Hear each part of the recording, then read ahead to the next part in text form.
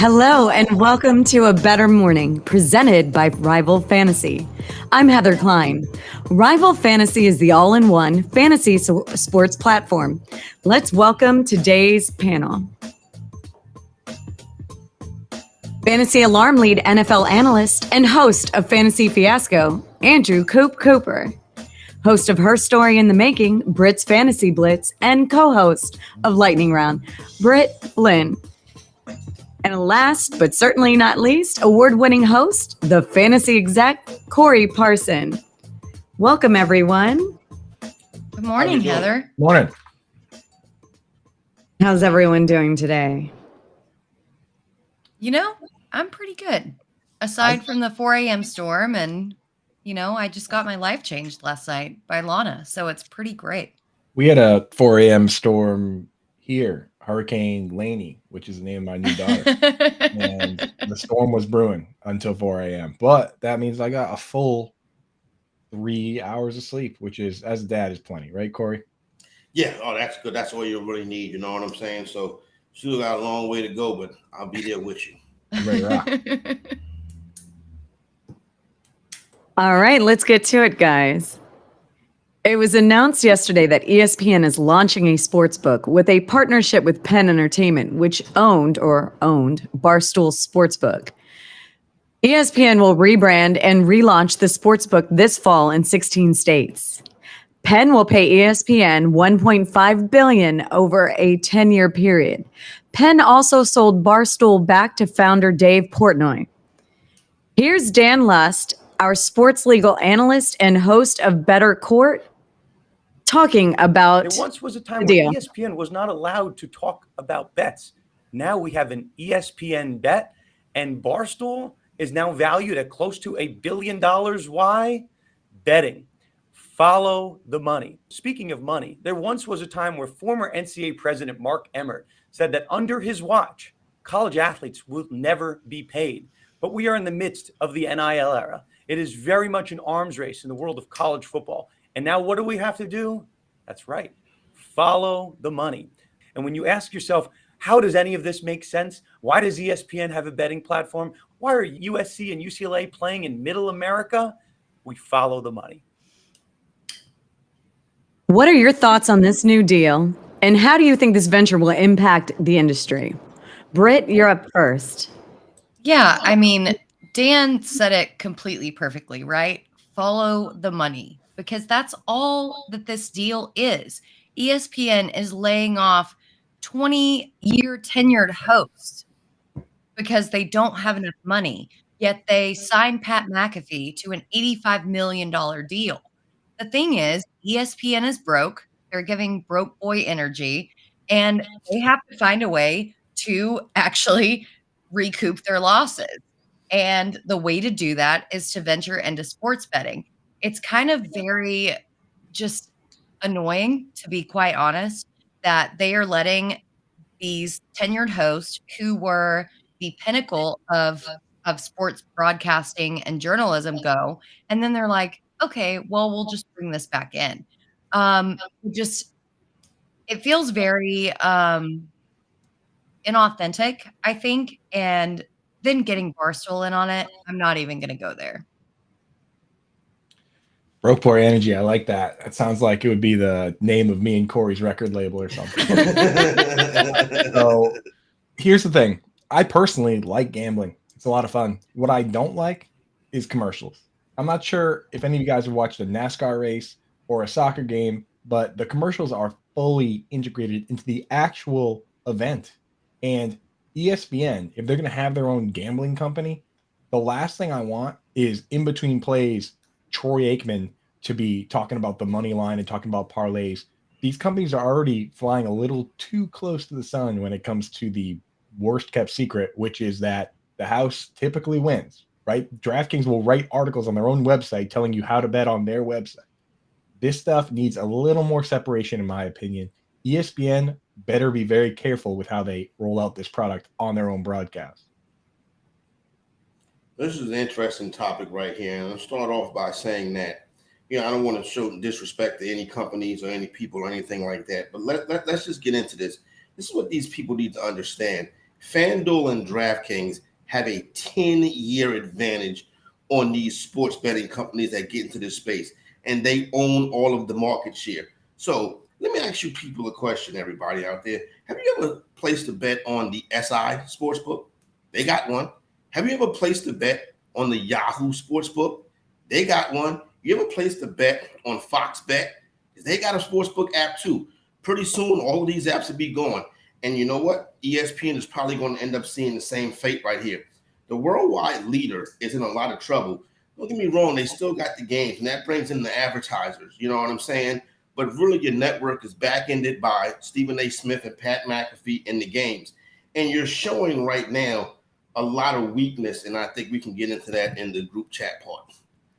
Yeah, Corey, you hit the nail on the head. That was something that I was thinking about early on. The worldwide leader in sports is not even close to the leader in sports anymore.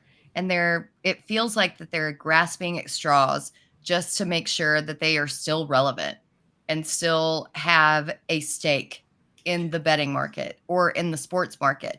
Because you think about it, you had like Stuart A. Smith, just every single, I remember from being a kid, every single broadcast that they had, that was something that we looked forward to.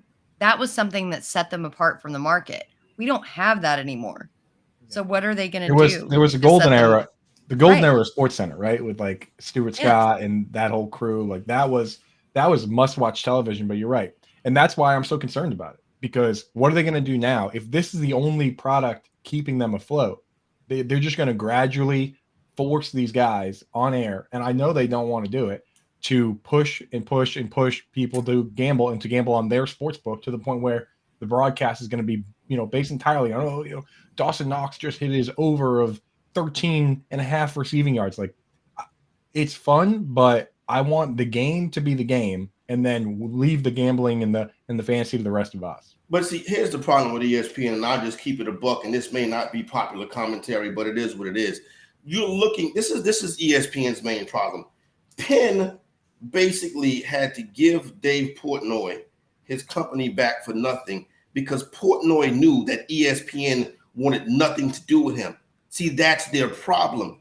The people, the culture that made ESPN is the culture that they're now turning their back on. This is what the average sports fan is. Why do you think Barstool and some of these independent sites are doing so much better than ESPN? Because that's where the real sports fans are. ESPN took a drastic turn and they left their culture behind. And that's why they're in trouble right now. I'm sorry. I would argue a little bit about Barstool's culture, but that's a topic for another day. Britt, that's where the sports fans are at. I'm sorry. Yeah. I mean, that's the thing. Like, dislike the guys as much as you want. I know it started out as a smut blog, but Portnoy knows how to bring people in. He knows how to get the people going. I'm just going to leave it there. I don't have enough energy for this today. Well, I tell you, Britt, that's part of the magic is that he can get you going too. Like he's definitely embraced the fact that all engagement is engagement. There's no such thing as bad news over with David Portnoy. All right, next topic. No comment. That's basically Britt's stance. I do one more thing about this. I would like to talk to Dan Luss about it. If you read the agreement, though, it says that they can't compete with a sports book. I'm not sure if that means that Barstool can't start another sports book, which I doubt they will, or does that mean that they can't have sports book advertised on their platform? If that's the case, now they're in trouble too.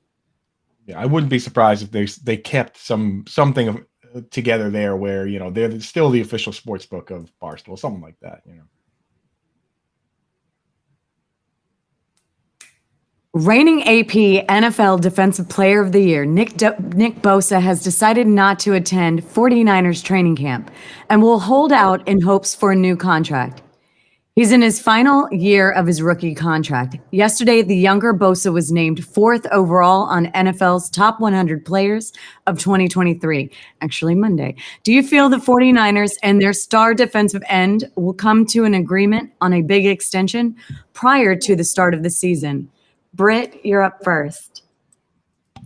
Yeah, so Kyle Shanahan has no concerns whatsoever. If anybody asks him what's going on, he'll flat out tell you. There's nothing that he's concerned about. The fact is that, these players holding out for big contracts are looking to preserve their health. Look at what happened to Joe Burrow. Joe Burrow was out there and he had a pending contract, and then he got a calf strain, and everybody is like, why was he out there? Why was he participating in practice? He already knows the team. He already has the situation. Why is he out there risking injury? And I think that is what's going on with Bosa. They're going to get a deal done. They're already completely fine. I think that this is much ado about nothing, to be honest. Well, the 49ers now on the wrong side of the slippery slope that comes with capitulating to these situations. I mean, we watched A.J. Brown hold out for a contract or a trade, and the team traded him. Some teams are willing to make the tough decision. Then his agent immediately went to Deebo Samuel and said, now it's your turn. And the 49ers turned around and paid him a boatload of money, right? $24 million a year. So now another 49er player says, it's my turn to hold out. And if he gets away with it, his agent is the same agent for Joe Burrow and the same agent for Justin Jefferson, and it'll probably trickle down to those guys too. So if you're going to be a team that gives in to these guys that are demanding trades or holding out, just know that everybody else in that room is going to say, oh, that looked like that was a pretty smart move for Deebo. Now it's Nick's turn. Yeah, this is right here is a classic sit-in scenario right here where the player is not really holding out. He's more holding in, more or less keeping himself healthy and fresh for the season. I don't need to see Nick Bosa in practice. You can show up before week 1. Now we got to get the deal done because you're the best defensive player in the NFL. And that get off the way he plays is a big part of what they do. Now it's going to be interesting. The highest paid defender in the league right now is Aaron Donald at $31 million. And he's a 3-technique defensive tackle, right? And very important players. They can wreck a whole offense. But now you look at an edge rusher like Nick Bosa, right? He's up this year. And then you got Micah Parsons up next year. I would not be surprised if Bosa and Parsons get close to the $40 million range and you have 2 defenders making quarterback money. No, I was actually going to bring that up, Corey. So I'm so glad that you brought up the Cowboys so that I have an opportunity to respond. Classic. But I think that Micah Parsons is absolutely in the conversation. He's the favorite for Defensive Player of the Year. As far as anybody even goes for MVP, he's up there. I think that's why Jerry Jones is a little bit concerned about, Zach Martin and bringing back Ezekiel Elliott, because he's got to worry about signing Parsons. And if Bosa resets the market, it's going to be really disgusting for him. The Cowboys, what they should do is make him the highest paid player at the position right now before he realizes that he should be paid way more than what everybody else in his position is getting. It's the same thing with like Rob Gronkowski, where they immediately made him the highest paid. Him and McCourty made the highest paid tight ends and safeties before those guys realized that Gronk is more valuable than a tight end. So I would give that guy, try and get as close to that number, but above it as possible before he realizes that he's special and before Corey cashes out on that MVP bet and Defensive Player of the Year bet. Now, look at the brilliance of Jerry Jones, though. He has already paid Zach Martin as the highest paid at his position for years now. So, Zach, come to camp when you're ready, son. You know what I'm saying? You got a job to do. Don't worry about getting no more money from Jerry. Now, if Dallas really wants to save money, they can take it from number 4, who makes $40 million a year, who threw 3 interceptions in practice yesterday. So I will say this about, you made a great point, and it really leads into how important this tight end position is, because like you said, Nick Bosa, there's an argument that he's the best defensive player in the league. And there's an argument that Trent Williams is the best lineman in the league. And there's an argument that George Kittle's the best 2-way tight end in the league. And Kyle Juszczyk is the best fullback. And Christian McCaffrey is the best running back.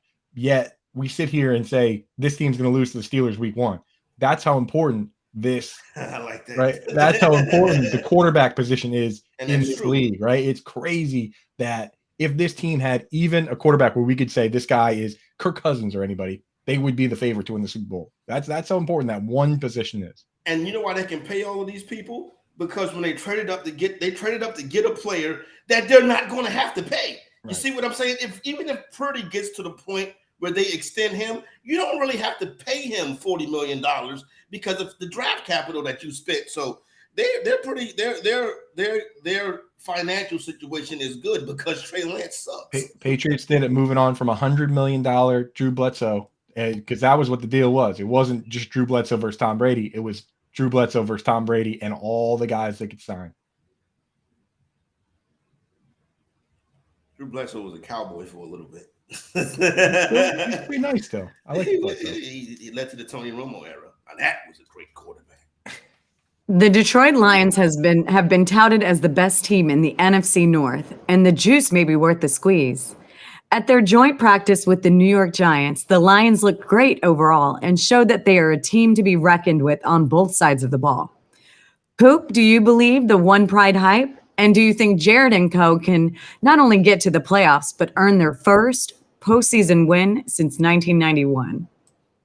Yeah, so obviously the defense needs to take a step forward here, but on offense, there's a crazy amount of pressure on one player, and that player is actually Jameson Williams. If you look at what Jared Goff does well, it's dink and dunk. He has no problem throwing it to Cooper Kupp and Tyler Higbee and Amon-Ra St. Brown, and they added 2 more of those players in Jahmyr Gibbs and Sam Laporta. So that part of the game is covered. It's the part of the game that Jared Goff has struggled with that keeps the defense honest that they need to improve it. And that's kind of the key that unlocks the whole thing. So when Jameson Williams comes back with his speed to stretch the field, if they can't make that work, teams are going to realize they can just sit back in those shell defenses and tackle Amon-Ra St. Brown when he has 13 receptions for 75 yards. So Jameson Williams is the key. And unfortunately, because of the gambling thing, we're not going to see him until halfway through the season.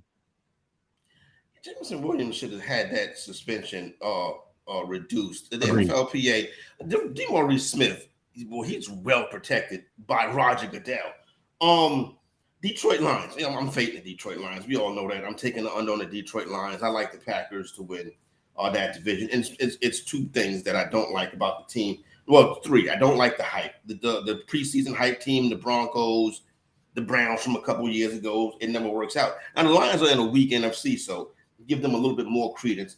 Their head coach, he's very likable, but I'm not sure he's a great head coach. And I'm sure I think he's a problem.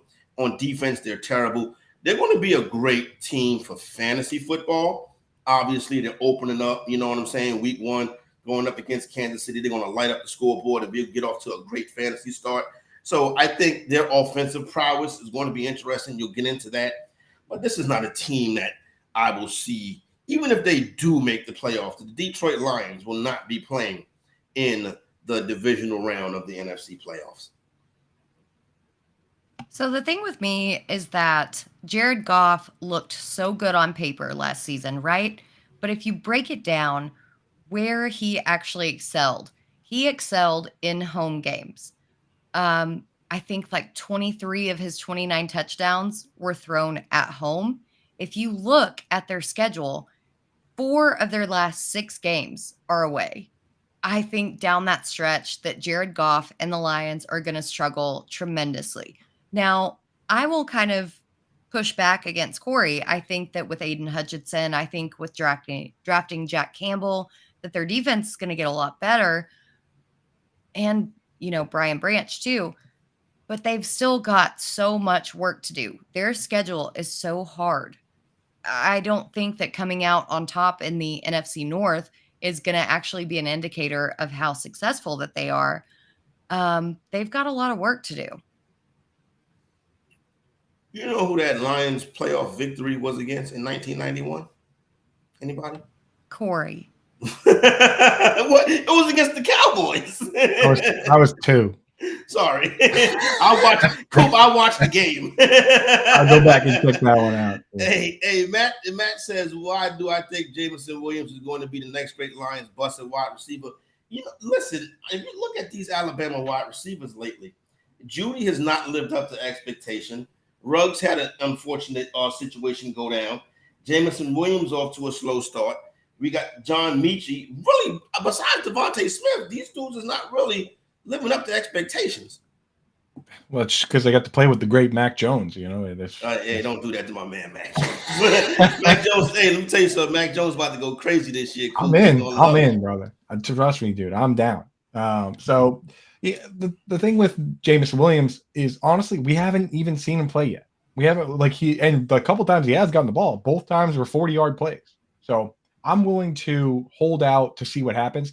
If we look at the Cowboys' great Dez Bryant, when he was a rookie, Mike Williams from the Buccaneers was the best rookie. And I remember sitting back in fantasy and being like, oh yeah, this is the guy right here, 1,000-yard rookie. And then it turns out that Mike Williams from the Buccaneers wasn't as good in his own class as Dez Bryant and Demaryius Thomas and Emmanuel Sanders and Eric Decker and Antonio Brown and Golden Tate. Like, he wasn't even top 10 in his own class. So we got to give these guys a little bit of time before we start saying one guy's a bust or even saying one guy's the best in the class. Like, do we know it's Garrett Wilson and Chris Olave? Or maybe it's Drake London. Maybe it's Jameson Williams. Maybe it's Treylon Burks. Britt. Thank you, Coop. I knew you were going to bite my face off if I didn't get that one in there. So Christian Watson, I'll throw him in there too. Why not? No, you can leave him out. Get him in there. Come on. All right. Rival Fantasy is the all-in-one fantasy sports platform. Play challenges, Fantasybook, fantasy bingo, plus season-long fantasy football. New users who sign up at Rival Fantasy get up to a $200 deposit match and a complimentary first play voucher. Go to joinrival.com/alarm. Today we are going to play Fantasybook, where you select between 2 and 5 players in Major League Baseball, and you determine whether a player will be over or under the assigned fantasy points. The more players you choose, the more money you can potentially win. Corey, let's show everyone how the game works. All right. Shout out to Rival Fantasies. We get ready to put this together. A little bit of entertainment. Hopefully we'll get a chance to get a win. And I got a couple pictures and I got a battle. I'm going to go over on all three. Let's start with Los Angeles Dodgers, Bobby Miller. He's on the hill tonight. Now, listen, Miller hasn't been great. He has had a lot of run support, so that's good for him right there. But what you do see is that his road ERA is low. In his last 31 innings pitched on the road, he's only given up 9 earned runs. And then when you go in here and take a look at his game log, you'll see his last couple of road outings. You see that 13 right there, 18 and 15. So we like Bobby Miller tonight. So we're going to take the over on Bobby Miller. And then we're going to stay with the pictures, and we're going to go to Yu Darvish. We're going to go over on Darvish as well. Let me get Bobby Miller right here. We'll go over on Bob Miller. Now, with Darvish, very similar to Bobby Miller, the ERA is kind of high, but he's been pitching well on the road. He hasn't been great this season, but as of recently, his form has changed. He's good on the road. Also, another one guy who in his last couple of innings, 30-something innings, he has also performed well. And we look at his road numbers right here. That 32 is on the road, that 27, 29 on the road. So Yu Darvish on the road is money. Now let's go over here, and we got to get a bat. So we'll go to the first baseman. You go down here. Okay, fantasy exec, move this around. All right, go down here, first base, and we're going to go with Matt Olson of the Atlanta Braves, and we're going to take the over on Olson as well. Let's just start off by looking at the game log. This guy's going crazy right now. Matt Olson, 11 RBIs for Olson in the month of August. Today is August 9th. 11, 12, 23, 16, 9, 20 fantasy points. So Olson is getting it done. So there goes a little 3-manner for you right there. And then the thing with Olson about today with Olson as well is he's going up against Priester. And that guy may be the worst pitcher in the majors. So there you go right there. A little bit of action from the fantasy exec. Head on over to Rival Fantasy and enjoy your good time. Damn, I like that platform. I like that UI, how you can pull up like the little chart there that shows you how often they're above the line, man. That's pretty nice. Yeah, it does all the research for you. You don't even have to do any of the research on your own. It does it for you, which is perfect. I got to get in there. Do they do football too? Yeah, some football will be scheduled in. It's not there yet. But yeah, I think when we did the challenges, that they had some challenges for the preseason game. So yeah. Preseason. Oh yeah. Next set of preseason games. Get me on the big screen. I'm throwing some names in there, baby. Let's go. Yeah, anything that I can bet on with football, count me in. Look, I'm not saying I called Kenny Yeboah having the first catch for the Jets, but pretty much. Nice. Britt, are you going to be winning those wagers? Corey, are you joking? I'm just asking. You know what I'm saying? You're coming at her while she's on heater, though. Dude. You gotta be careful, Britt. Well, you've been hitting like 5 days in a row, right? I win everything, always, all the time. Okay, Corey, the audacity, Corey. You're coming at Corey. I'm telling you right now, man. You're coming after on a 5-day heater, day after a Lana Del Rey concert, man. I wouldn't be coming at the Tigress on that one. I'm just saying, this is baseball. This is baseball. When we get to the NFL, I just want to make sure that the winners keep on piling up. So the NFL is my bread and butter. If I'm winning on baseball, I'm definitely winning on NFL. Come on, dude. Yeah, wait for football. Oh, and Sellers in the comment. Love that dude. Sellers is a dude, man. Britt said, "All I do is win, win, win." That's basically what she. Exactly. There you go, Coop. Oh, dude. It's a record label, baby. Broke Boys. We're out together. I love it. That has a good. That was very, very witty. I like that. I think that has a good ring to it. Coop and Corey, Broke Boy Records. Relax. Corey's gonna be broke if he keeps betting against me. Ooh. Shots fired. No spicy. That was today's edition of A Bettor Morning. Thank you to Corey, Britt, and Coop. Make sure you check out Quick Out Fantasy Football with John and Pemba and Coop. If you missed any of our shows, you can find them all on YouTube channel and at bettorsports.com. Coop, what time is Quick Out Fantasy Football? Quick Out's at 1 today, and we have a special guest, former college and NFL tight end Jake Butt, coming on to talk a little tight ends with us, man. So we got a former tight end, now Big Ten network analyst coming in to talk his own position. So good stuff, and my favorite position. So it's going to be great. Love it. Oh, Butt and tight end, huh? That's right. Yeah, it's one of those days. Yeah, follow him on Twitter. Now, you see, if I would have been juvenile like that, I'd get away with it. I know, my bad. Follow him on Twitter though at jbooty88. That's his Twitter handle. So stop. I love it. I love it. All right, everyone, have a better day. Thanks, guys.